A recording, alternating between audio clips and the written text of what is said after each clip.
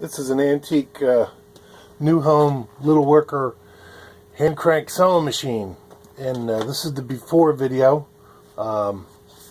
This is the condition I received it in, and I'm going to do all my magic to it and show you.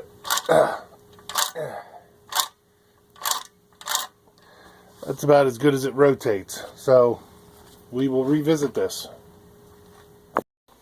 Now we're revisiting this New Home Little Worker, also sold as a Midget. I cleaned everything up. I made a bobbin cover,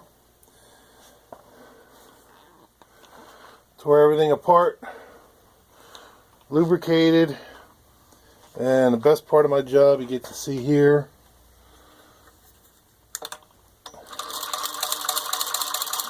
Now it cranks real easy.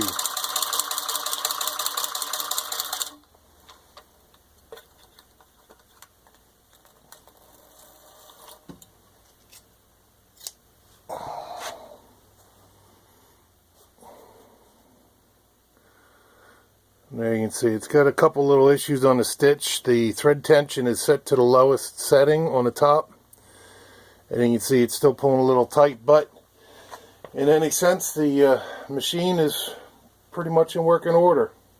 And there you have it.